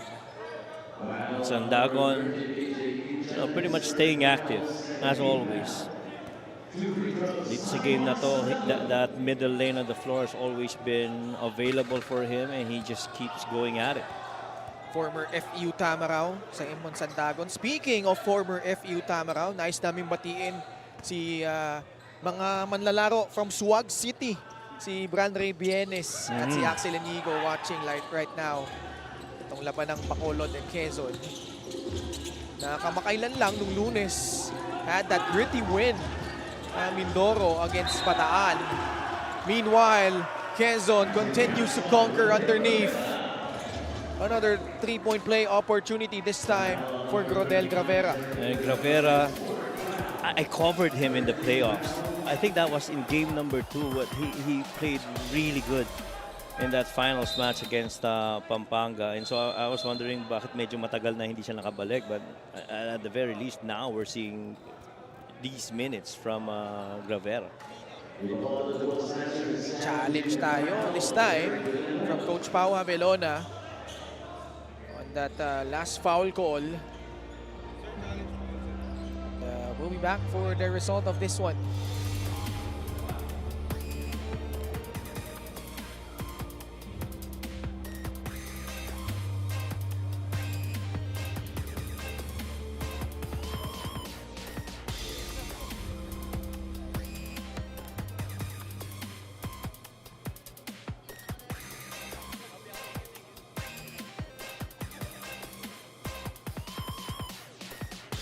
The Bacolod Tubo Slashers challenge was successful. Si Coach Pau sumakses. So, walang foul. Pero, palagay ko counted ito. Oo. Oo, counted. So, they save one free throw, 1 point. They get the possession back. 56-37, 19-point spread for the Huskers. Pastias against Alvin Abundo, drives left. Pastias floats it up. And got fouled in the process. 2 free throws coming up for the longest tenured player nitong Bacolod Tubo Slashers to si Janjan Pastias. Yeah, and I like that drive by Janjan Pastias. Underneath, yung help defender, in my opinion, si Gravera really got screened underneath. And so that drive middle was pretty much open for him to claim and take. Pumasok yung unang free throw ni Janjan Pastias.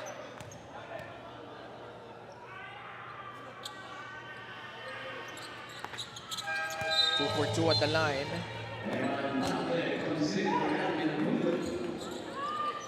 So Eman Tagle comes in for Alvin Abundo. 56-39. Under 4 minutes left here in the third quarter. Diego Dario. Pass to Eman Tagle. Yeah. He connects from downtown. Yeah, you could see that play developing from a mile away. You understood that once that ball goes downhill, that corner guy's going to cut baseline and the wing guy's going to drift to the corner, which is exactly what happened. And they got that 3 again. Janjan Pastias got fouled again on that drive. And the thing is, defensively, you get pulled into that side of the floor. Only because you also have another shooter on the corner side, ball side, na kailangan pantayan mo. 2 free throws. Janjan Pastias also played briefly for Negros back in Season 5, but eventually returning to Bacolod. Also played for STI West Negros University, Tubong Bacolod City. Special deal from 1xBet. Scan the QR code and claim your special offer. Well, he played his best game against Caloocan, where he scored 18 points and made 3 3-pointers, shooting 37% from there. And ever since then, you know, the numbers have pretty much normalized, roughly about 7 and 6 points in their succeeding games. And so you really would love to see more of Janjan Pastias scoring para dito sa Bacolod Slashers. Very capable scorer naman. Yes. Janjan Pastias. Agree. Si Gravera parang pogong stick. Kanina pa namumulot ng rebound. So can I rest my case? I really was very impressed on how he performed. Considering na finals yun, you know, he was in there really performing for the Huskers. Plus 16 sa rebounding itong Quezon. Aldave Canoy continues to struggle. He got shut down there by the defense of the Huskers. Another foul call against Quezon. They are over the limit. Pangatlong foul ng former San Beda Red Lion na si Eman Tagle. Pastias. Bedista ba si Eman Tagle? Oo, bilis na yun. I didn't know that. Talaga, bilis na I yan. didn't know that. Well, that's a info that I never knew. Thank you, Ken, for educating me. Pastias, 5th and 6th attempts from the free throw line this quarter. Pasok niya yung kanyang mga free throw, but lead still at 18 points. Gravera, no handoff. Now one-on-one against Canoy. Gives it up to Eman Tagle. Back to Rodel Gravera. Pulls up Gravera, drifting left, but couldn't connect on that shot. Bounce pass. Aldave Canoy, puwersa sa ilalim.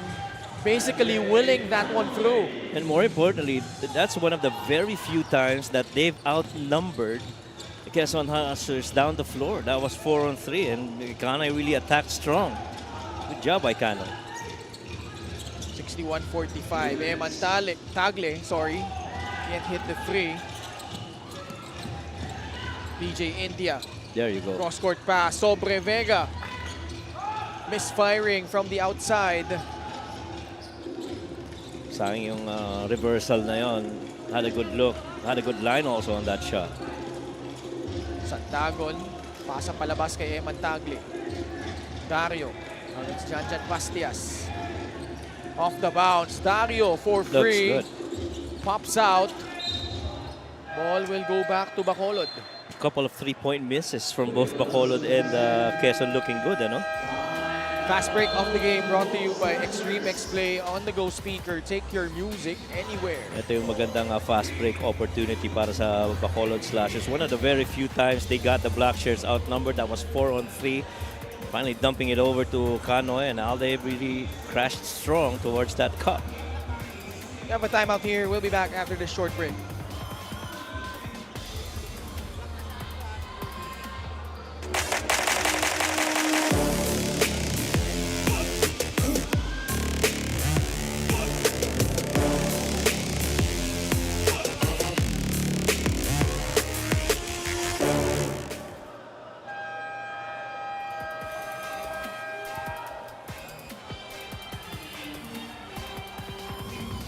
Special deal from 1xBet. Scan the QR code and claim your special offer.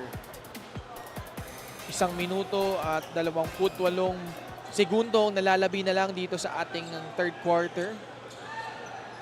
Busy ang ating mga manonood. Jaggy Gregorio is in attendance.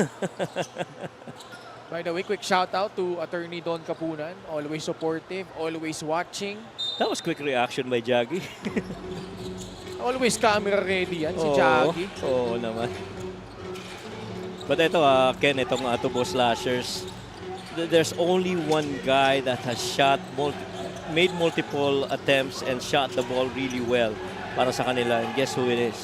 Oh, Malazarte. di ba? He's 50% from the field on a 5 of 10 shooting. Everyone else roughly shooting on the average of 33%. And there are guys who have not made shots out of multiple attempts, one of them being Chadi Rangel, who's 0 out of 5. And so, ganun kahirap pumuntos laban dito sa depensa nitong Quezon Huskers. Baba sa 14 na puntos yung lamang after that jumper by Aldave Canoy. Will Gozum connects from free. And Will Gozum, just different dimensions of his game that can actually influence game results favoring para dito sa Huskers. Still trying to regain his bearings with that lengthy absence dahil sa kanyang torn ACL injury. Chadi Rangel, Finally. baseline jumper. His first made basket out of 6 attempts. Not shot at a quarter here. Lagrama will take his sweet time against Janjan Pastias. Gozum going for that second free. Topeng Lagrama there to swoop in and score. Just in the nick of time, beating the buzzer. And Quezon, again, just simply putting the clamps on Bacolod right now. Highlights of the game brought to you by Sip Plus, the official hydration partner of the MPBL. Elevate your hydration. And the Huskers pretty much have continued to play a lot of defense, not allowing so many attempts para dito sa Bacolod, controlling the rebounds. They're plus 13 right now in that department.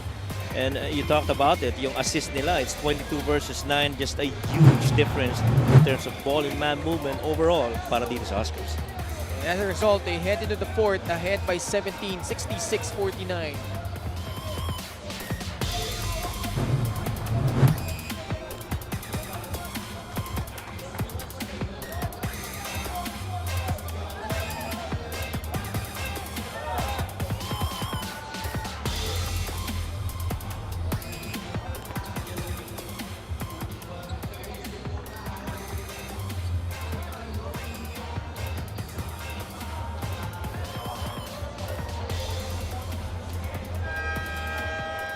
Check out our Gixxer fan of the game, born for greatness. All smiles here inside the San Andres Sports Complex in the city of Manila.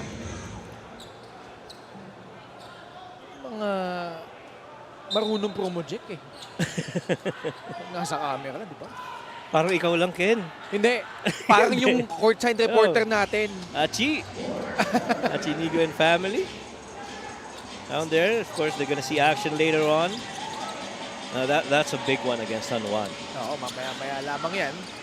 Quarter scoring po natin. 29-17. Tabla tayo in the second. Actually, that was the best quarter. Yes. Even though 14 points lang itong Bacolod. Yes. But they got outscored again by 5 in the third. That's right. And for the most part, really, their points have come from the free throws. Right now, they are plus 17 in terms of attempts from the line, and there they go again. They're once again on the free throws. Decently shooting at 73%, but you know, you got to go back to those 9 missed free throws right now. Would have been good, you know, chance para pababain pa further kung na make nila yung mga free throws na yun. Nakakatuwa, no? As you saw the numbers for Mark Dubose. If you're Bacolod, you get to the line a lot. But the problem they have is, one, they turn the ball over a lot as we see Christian Bunyag score. And number 2, Coach Mike, dead last sila in terms of 3-point mix eh. That's right. And so, if you're going to profile these teams, as you see this good move right here by Pagaran, leaving it up for Christian Bunyag again. Christian Bunyag doing a good job of relocating underneath. Play of the game brought to you by 1xBet, the title sponsor of the MPBL. Your choice, your victory. Feel more game with 1xBet. As I was saying kanina, again, if you're going to profile these teams, you start off with Quezon. This is a very good defensive team, allowing only 66 points for their opponents. They're tops in that department. They defend a lot and they convert that defense into points, to which they are number 2 when it comes to points off turnovers. And they're 4th when it comes to 3-point makes. And that to me is a combination that's pretty dangerous for a team if you're going up against.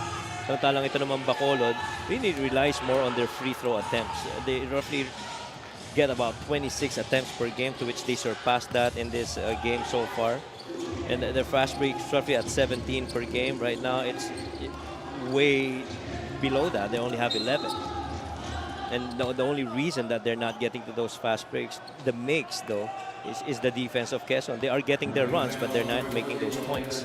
Fast break of the game brought to you by Extreme Cool Air Conditioners. Ang Extreme magpalamig. 3 installations for split type air conditioners. Yeah, that one is pretty much Bacolod basketball right there. Quick run on the other end with Barrera finishing it off. Si Malazarte ang namumuno para dito sa Bacolod with 13 points. Aldiv Canoy with 10. Shot clock reads 10. Barrera. Hanap na papasahan. Flashing out was Aldiv Canoy.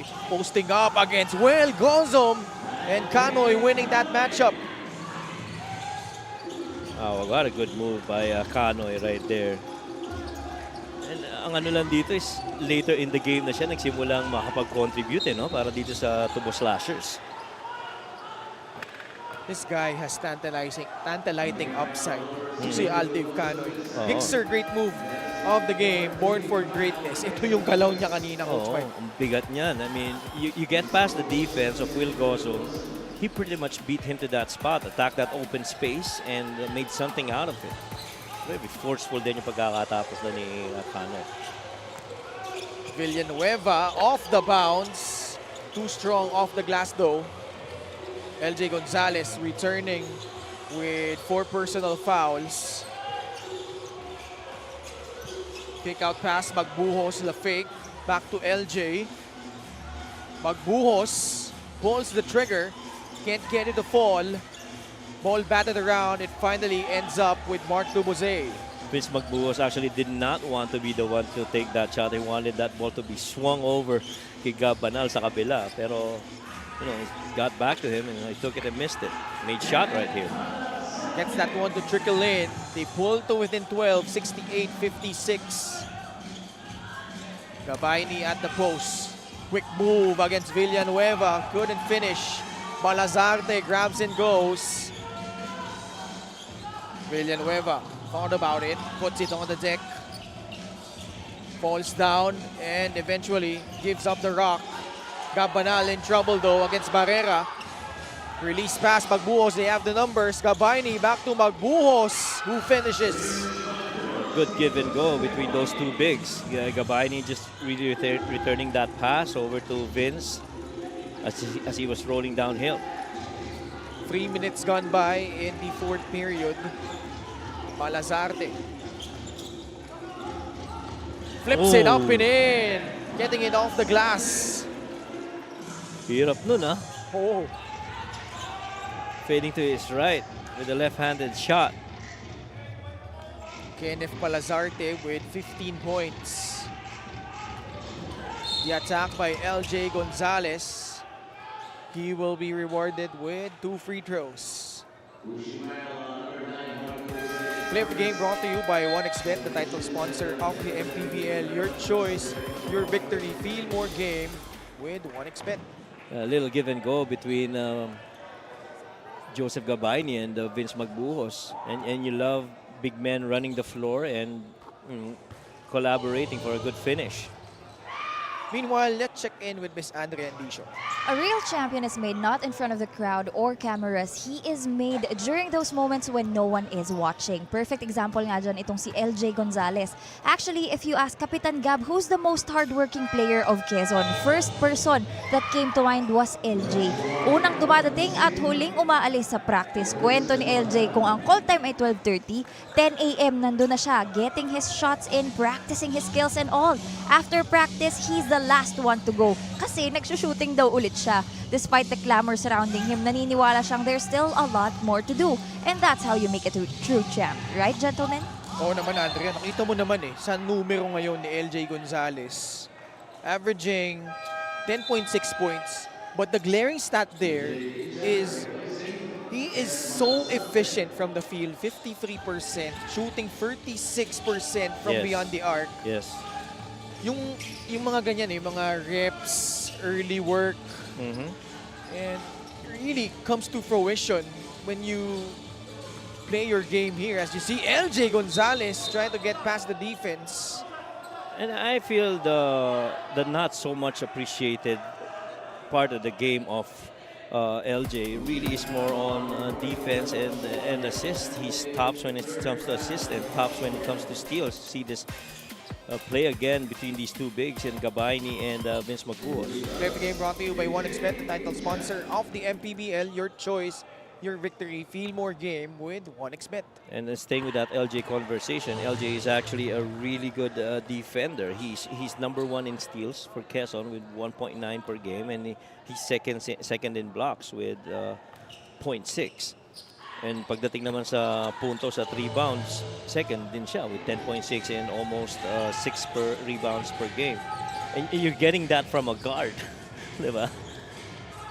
But Bacolod is competing really well. They're just down by 12. Yes. Di nila hinahayaan na lumayo itong Quezon. Gabanal, his first miss from the outside.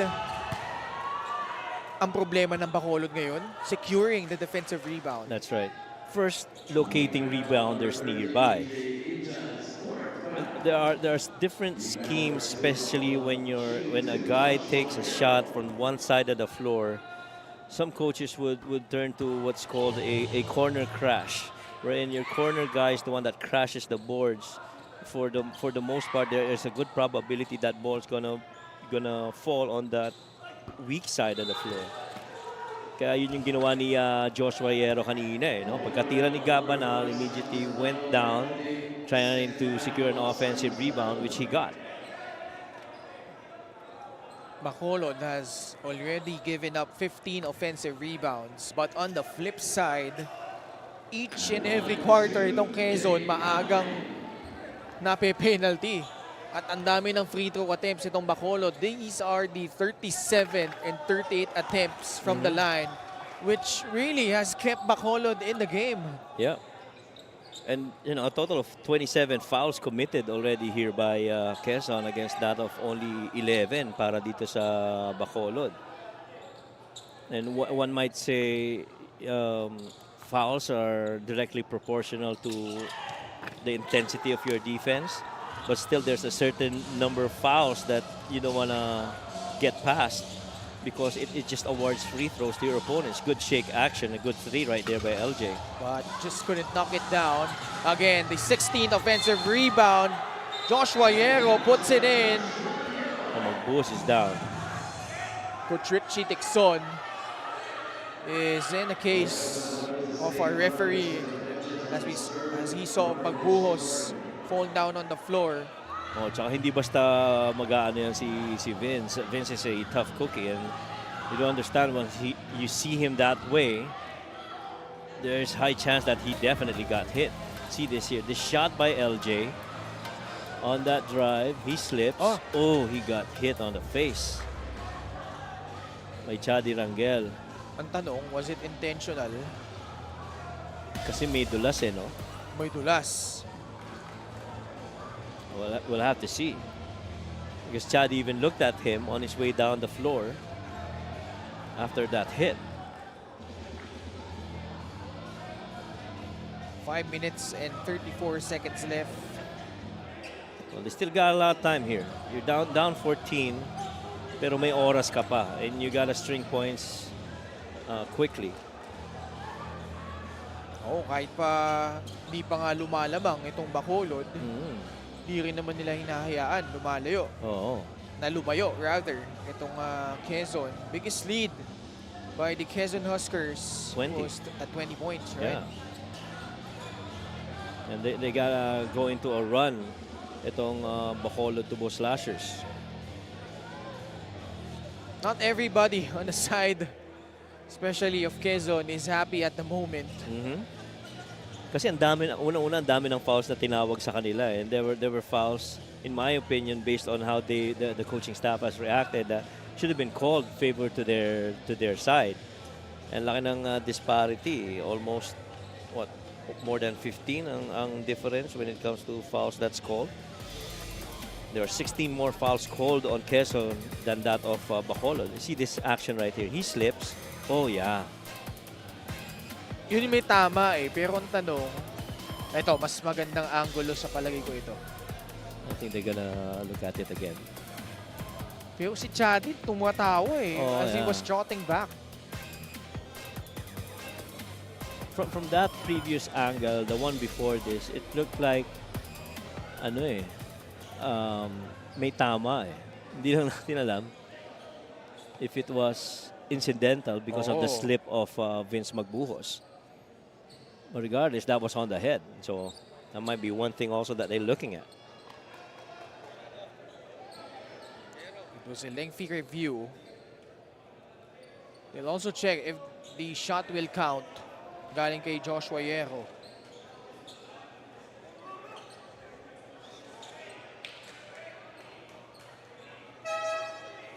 So we're just awaiting the announcement of our game announcer, Richard Tampos. I think it's what's taking the announcement, what's taking the review. They've done a lot of times already on that review. We should have an announcement soon. Dahil crucial call ito because Bacolod is trying to make their move. Correct. Basket counts for Joshua Yero. Foul on number 15, Dave Canoy. There was a warning on Bacolod number 22, Chadi Rangel, for second motion. Okay, so that's just second motion. So no fouls. Hit on Chadi Rangel. It's just a warning on second motion. Ayun kasi tumawa-tawa pa siya Oh yeah. Tinamaan niya si Yeah, that's the thing. Magbuhos Yes.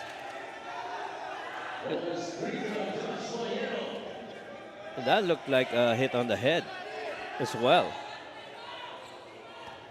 Isang free throw lang. This is the bonus for Joshua Yero.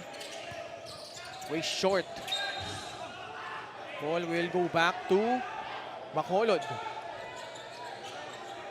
Down 14 with an opportunity to further chip here. What's the hold up again? We're going to have a warning here for Quezon. Oo, hindi nila nagustuhan No. Tinek na. Hindi pa rin sila masaya dun sa naging review naging resulta ng review. Because they felt like Rangel got away with a hit. Yeah, because it sure looked like that was on the head. Oo. And so you understand the frustration of the Quezon Huskers coaching staff. Alright, so 75-62. If you're Bacolod, pwede pa ito. Oh, pwede pa to. You gotta make do of your situation right now. First off, you gotta score points here. This is PJ India. Aldev Canoy back to PJ. Against Joshua Yero. Gets past him and rolls it in. Cuts the lead down to 11. What a finger roll by PJ. It's just an 11-point game here. Gonzalez saddled by foul trouble. Yero can't get that shot in. Ball did not hit the rim. LJ attacks aggressively That was a foul. Right? and draws a foul. And that's how you attack the lane. You gotta be very decisive. How about this move right here? Getting past a couple of black shirts and scooping it up. Ibang klase yung finger roll na yun. Off-legged pa. Gonzalez back at the free throw line. So far has only played 9 minutes. Does have 5 points, 3 rebounds, 3 assists. Make that 6 points. 4 out of 6 from the line though. Bacolod looking to snap their 11-game losing skid. Intia crossover. The layup gets the friendly bounce plus the foul. Oh, PJ Intia. This guy's been willing Bacolod at least for this couple of possessions. Again, splits that defense. Couple of black shirts right in front of him and still able to put up that good English to make that ball go in. We've had a lot of upsets in the past couple of weeks. The most notable one was Bulacan defeating Caloocan last Monday. Yes. And even the close game with Bataan and what's the other team? Mindoro. Mindoro, right. And this is just a 9-point lead with 4.5 remaining. A lot of time for Bacolod. What's the hold up here? So palagay ko may mapipituan na naman ng technical foul dito. Or So what happened was PJ Intia drove and there was a foul and that was it. 3-point play opportunity. Yung free throws pang 40th attempt na nila ito. 28 out of 40 from the free throw line. And that's a plus 20 attempts in favor of Bacolod and 7 points, 5 rebounds and 3 of 3 from the free throw. Itong si PJ Intia so far. Shooting 70% from the line. The Bacolod Tubo Slashers down by just 8 points. They're putting more pressure on any guy that's one pass away. Free for a free. Abundo. No. Running start for Mart Barrera. Barrera will slam on the brakes. Canoy will whip it to PJ Intia. One-on-one against Simon Sandagon. Intia. Canoy for free. No. Running it back. They got a good look earlier. 4 minutes left. Gab Banal, straight away free. Money! Gab Banal straight on. Another 3-pointer for the former MVPs, 4 out of 5. 13 points for Gab Banal. Duboze against LJ. Gonzalez now with a rock. Got it back from Sandagon. LJ Gonzalez will reset their offense. Hierro on the right corner. Abundo the cut. Gonzalez pulls back for free. Oh, wow. Abundo skies high for the rebound. And a sliding Sandagon could not convert. Another left-hand point-blank finish. Missed by Simon. Barrera with a one-hander. Mark Barrera right now giving those 2 points crucial para dito sa Bacolod. Down only 9, 3 minutes left. Gonzalez drives right. Kick out pass. Abundo. Banal. Not a clean catch. Now he attacks. Banal smothered by Aldave Canoy. Steal. But Intia could not control the rock. Gonzalez spins into trouble. But Canoy unable to contain him. No choice but to give up that foul. Well, last two sequence been very physical. A lot of bodies colliding, a lot of contact. See this drive right here by Gabanal, driving inside, clear block. The hit on the face, he goes down. TJ loses handle, tumama sa paa ni Gabanal. Boy, the big question was, were there fouls in those sequence? OJ Gonzalez has played sparingly here tonight. Even against Davao, LJ Gonzalez only played 18 minutes. He had 3 points, 9 rebounds, 5 assists. Today, 7 points, 3 rebounds, 4 assists, and 2 steals. In 10 minutes. Knocking down both free throws. He extends this lead back to the double digits, 11 points, 80-69. A timeout requested by Bacolod.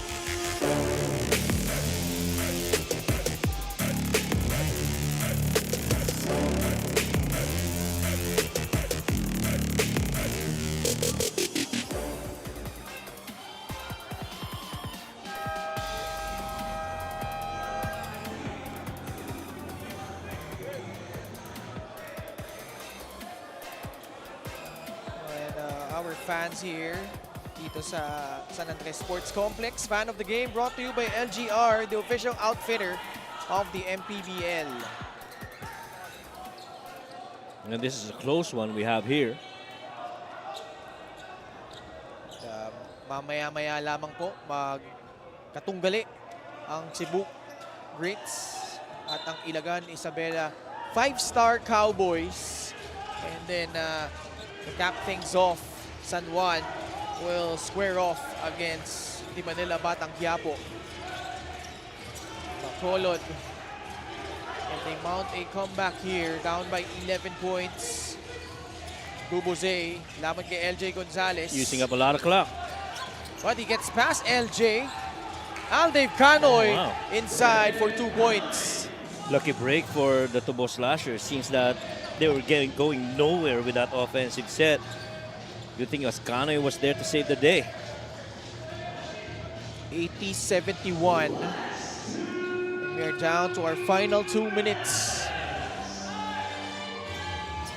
Gabanal. 3-point shot off the heel. How about Alvin Abundo grabbing a couple of offensive rebounds here in the fourth quarter? A crucial rebound by Alvin Abundo. That's his 3rd offensive rebound for the game.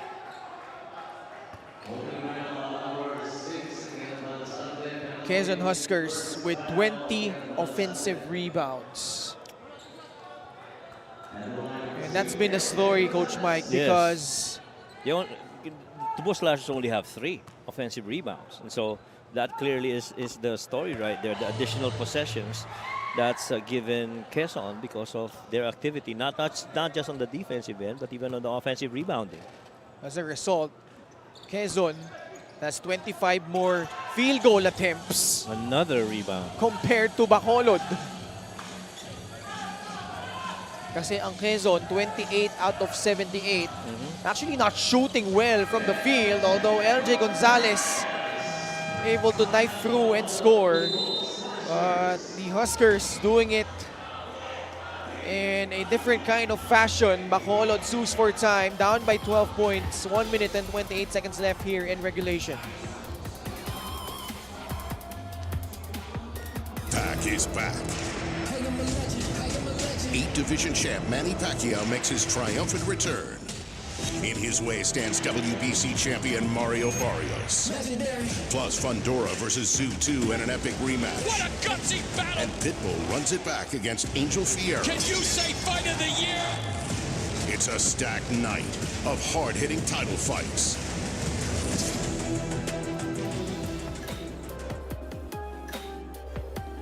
Pac is back this July 20. Manny the Pac-Man Pacquiao steps back into the ring to challenge Mario El Azteca Barrios for the WBC Welterweight Championship. You can watch the fight live via Blast TV pay-per-view this coming July 20, Sunday at 8 a.m. Just download the Blast TV app, available on Google Play and the App Store. And hindi lang po si Senator Manny yung matutunghayan nyo dyan. The Olympic bronze medalist Yumira Marshall is also in the card. Jerwin Ancahas, and I think the son of Senator Manny is also there, si Jimwell Pacquiao, who will be making his pro debut in Las Vegas. Well, so many things happening on that date. Pretty interesting, kaya ako nag-download na ako ng Blast TV app. Pati si Mark Magnifico Bagsayo, the former featherweight champion of the world, also in the card. So 5 Filipinos ang nandyan in Las Vegas for that fight. At kaya naman, download na nga po kayo ng Blast TV app and subscribe to watch those fights. As a rebound, Bacolod, Barrera, sidestep, puts it in, and a bonus free throw coming up after Gabanal committed that foul. Gabana was the lone guy that was left to contest against that drive by Mark Barrera. Got beat to that spot, went to that little footwork, going the middle side of the floor before making that attempt, and he got hit on the way. Former player of Coach Louie Gonzalez sa JRU na maya-maya lamang matutunghayan natin in our second game. Ilagan, Isabela, 5-star Cowboys, kalaban ang Cebu Greats. Under a minute left. Quezon protecting this 9-point advantage. LJ will waste some time here. Duboze trying to pressure him. Gonzalez speaks at the clock. 6 seconds left. Gets past Duboze. Glides in for the layup. On that middle lane of the floor, talagang aatakihin at aatakihin niya ni LJ Gonzalez. And he was very forceful again, finishing through the cup. Malazarte. Duboze. 8 seconds sa kanilang shot clock. Naagawan siya dito. Abundo, forward pass. Sandagon will just pull it back out. And they'll probably just hold it out. Quezon will improve to 16 and free. Their 6th straight victory dito sa ating liga, still remain at the top of the South. Yeah, and Quezon survives those, momentary runs by Bacolod, coming as close as 7 points earlier, and able to survive it, despite how many fouls did they get? They got 30 points awarded to Bacolod. Just enough to win this game and control the latter part. Best player of the game brought to you by 1xBet, the title sponsor of the MPBL. Your choice, your victory. Feel more game with 1xBet. Gabanal, 13 points on 4 of 8 shooting. He's 4 of 6 from the 3 points. Perfect from the line, 1 out of 1. Three rebounds, 1 assist. And that 3 was very crucial on the result of this game. Final score po natin, 74 for the Bacolod Tubo Slashers, 85 para naman sa Quezon Huskers. And the Huskers nakapanalo na naman dito against a South Division rival in Bacolod. Let's go courtside to Miss Andrea Endicio. That is right, Ken. Kasama ko nga ngayon ang ating best player of the game, Gab Banal. First of all, congratulations. Gab, back-to-back best player recognitions. You are 4 out of 6 from the arc today.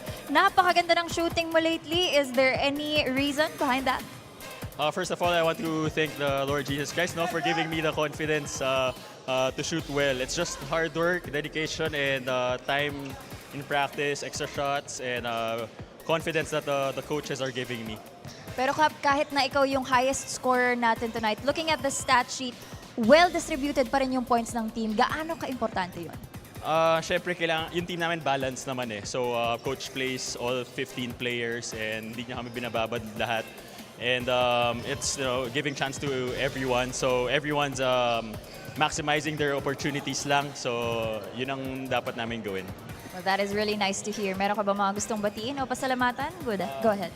Thank you to Governor Helen Tan, Boss RD, Kong Mike, Doc Kim Tan, Malik, Mayor Ralph Lim, Kobe, and Calix. And we want to wish Boss Manny good luck. God bless in your fight. We pray for a safe fight. And of course, a win this Sunday, July 20 against Barrios. All right, thank you so much. Once again, that was our best player of the game, brought to us by 1xBet, the title sponsor of the MPBL. 1xBet, your choice, your victory. Feel more game with 1xBet. Back to you, gentlemen. Maraming salamat, Andrea. At nag-improve ang Quezon to 16-3 after that victory. At susunod na ang laban ng Cebu Greats at ang Ilagan Isabela 5-star Cowboys. Kaya manatiling nakatutok dito sa Maharlika Pilipinas Basketball League, ang liga ng bawat Pilipino.